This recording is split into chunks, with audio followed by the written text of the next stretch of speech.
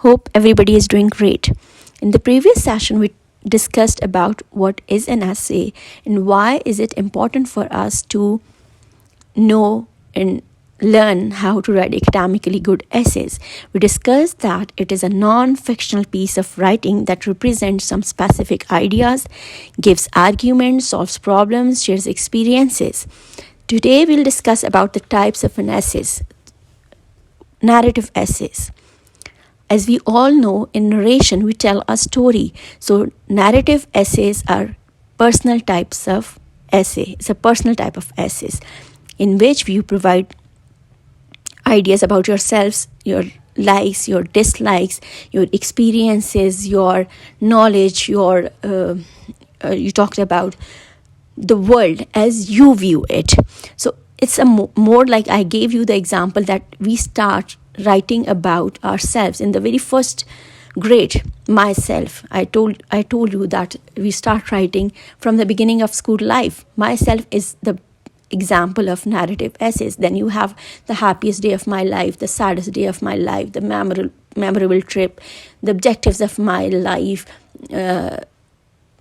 What if I were a billionaire? What if I were a prime minister? So these are the narrative essays. In narrative essays, you have the liberty to be creative and imaginative. And when you are creative and imaginative, you are allowed to use literary techniques in narrative essays so that you can attract your readers. You should capture their attention, and you use figurative speech for that very reason. Then there are descriptive essays. In descriptive essays, we provide detailed descriptions of the things, places, and person. It is about how something looks, tastes, smells, sounds, and works. In descriptive essays, you tell how any particular event happened.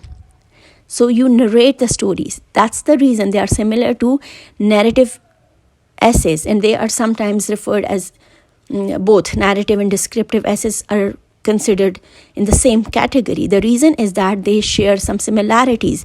In descriptive essays, there's always room to be creative and productive as you are in narrative essays. Then you can use a lot of detailed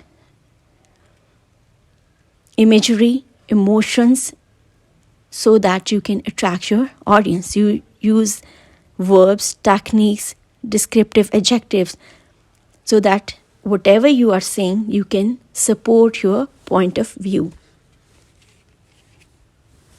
Then we have expository essays. In this, you need to be impartial. You need to be unbiased in your approach. You explain the topic impartially.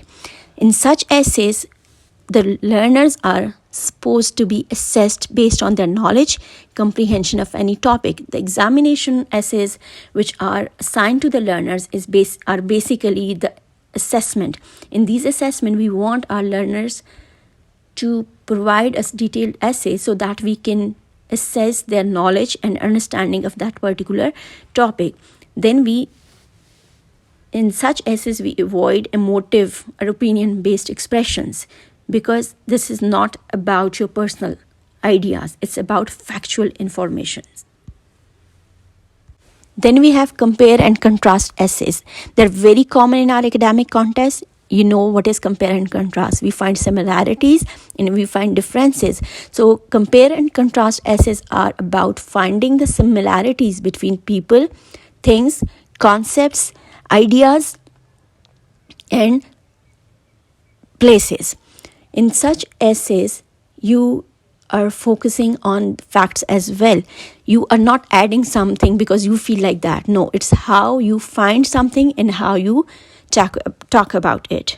Mostly in comparative essays, you find the similarities. You discuss about the similarities of the things. But in contrast, you are mostly focusing on the differences. Then we have cause and effect essays. Cause is the reason, and effect is how they bring an impact on any particular thing. For example, why volcanoes erupt and what happens afterward. Similarly, we can talk about COVID and its after effect.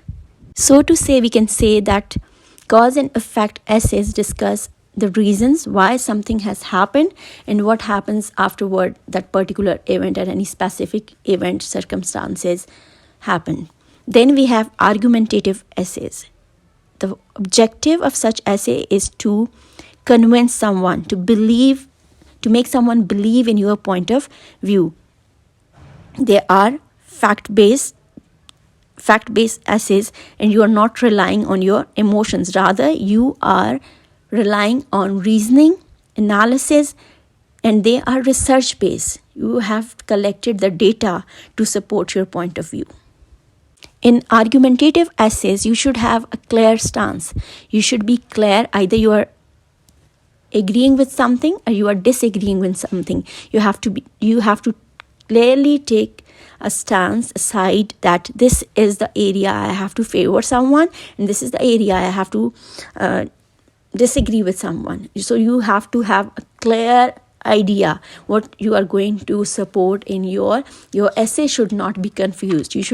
The readers should be clear that which particular point of view or which particular school of thought you have supported. There are also persuasive essays as well, in which you can also build your opinion and you can have emotional appeal in that. But emotional appeal is not the only purpose. You have to have, like, argumentative essays and persuasive essays can be categorized together. But in persuasive, you can have the difference is only emotional appeal. In argumentative essays, you don't appeal. You provide research-based opinions.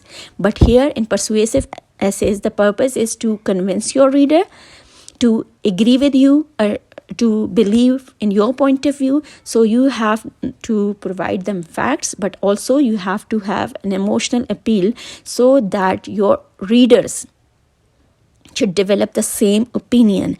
So that is the reason you use emotional moral reasoning, so that the maximum support should be gained from your readers.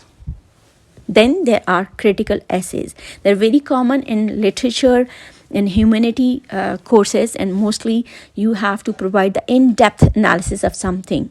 Mostly we provide critiques, reviews about literary genres like plays, fiction, dramas, novel, films, short novels, short stories. So these are critical essays. We provide details about how something is written, what are the flaws, what are the weaknesses, how it appeals to the audience or the reader. So it's critical essays in which you have your own opinion, but you need to justify that.